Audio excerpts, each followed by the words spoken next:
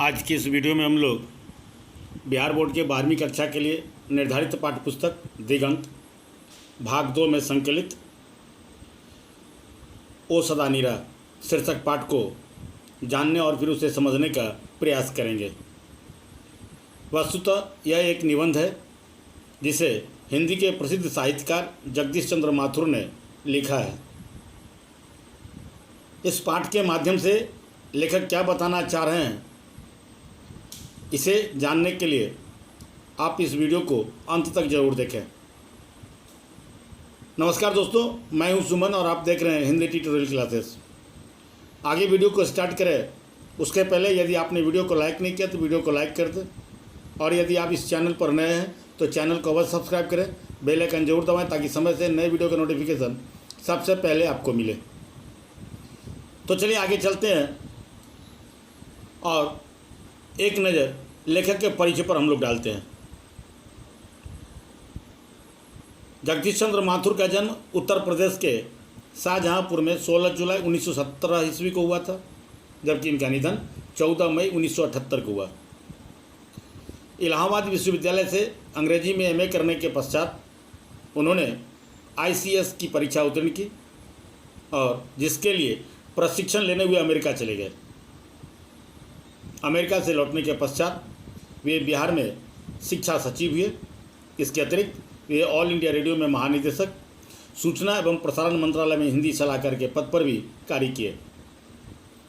वे Harvard विश्वविद्यालय में visiting fellow भी रहे। इन्हें इनके कार्यों के लिए विद्या भारती, कालिदास अवार्ड एवं बिहार राजभाषा पुरस्कार आदि से भी सम्मानित किया गया।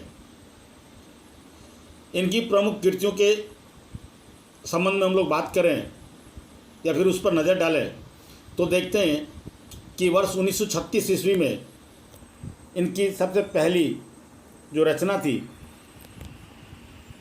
मेरी बांसुरी सरस्वती में प्रकाशित हुई थी।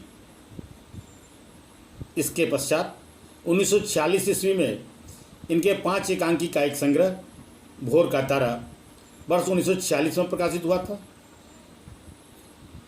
1950 ईस्वी में ओ मेरे सपने, 1951 में मेरे श्रेष्ठ रंग जो एक एकांकी है, कोणार्क तथा शारदी का प्रकाशन हुआ था।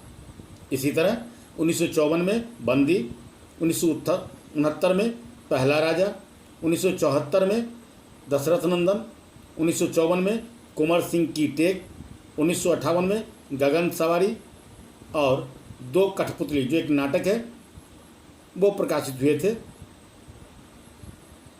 इन सब के अतिरिक्त एक रेखाचित्र भी इनकी प्रकाशित है जिसका नाम है 10 तस्वीरें।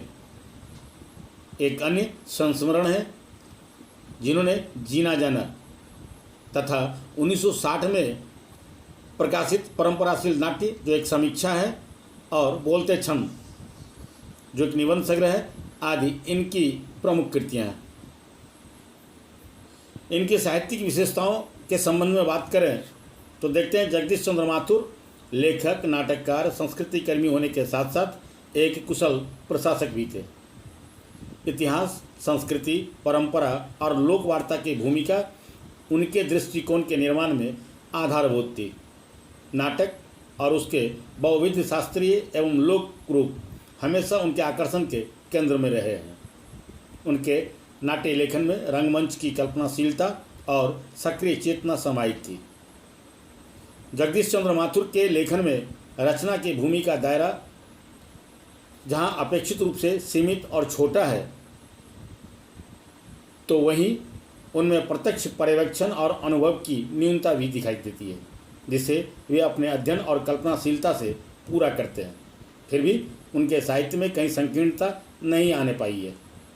अलबत्ता उनकी रचनाओं में एक संवेदनशील उदार दृष्टिकोण प्रकट होता है जो परिष्कृत रुचि के इस लेखक के साहित्य को ऊंचाई प्रदान करता है। लेखक ने तो इसे चौथे दशक में ही लिखना शुरू कर दिया था, लेकिन एक मनस्वी लेखक के तौर पर उनकी पहचान नेहरू के युग में हुई। उनके लेखन में नेहरू युग की कल्पनाशीलता, नवनिर्माण की चेतना और आधुनिक वैज्ञानिक परिदृष्टि की छाप दिखाई देता है। वे जीवन और रचना दोनों में एक सुव्यवस्था, सुरुचि और कलात्मकता को आवश्यक मानते थे। सौंदर्य प्रियता और लालित्य बोध उनकी अभिरुचि के दो प्रमुख अंग थे।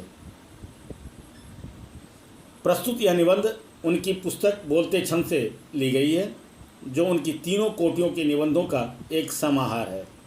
यह निबंध गंडक नदी के निमित्त लिखा गया है, जिसमें उसके किनारे की संस्कृति और जीवन प्रवाह की अंतरंग झांकी पेश करता हुआ गंडक की तरह प्रवाहित होता हुआ दिखाई पड़ता है।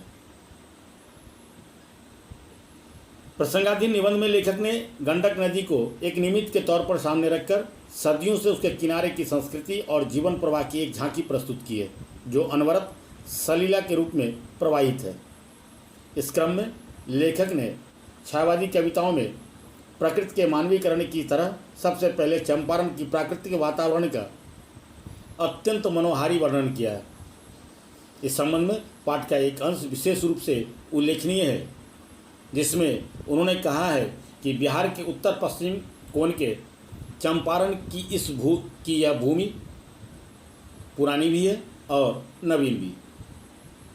हिमालय की तलहटी में जंगलों की गोद से उतारकर मानव शैशव सुलभ अंगों और मुस्कान वाली धरती को ठुमक ठुमक कर चलना सिखा रहा है।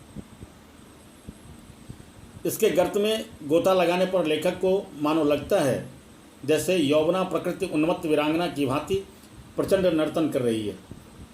उन्हें 60-62 के बाढ़ की विभीषिका, रामचरितमानस की केकई के क्रोध की तरह लगता है।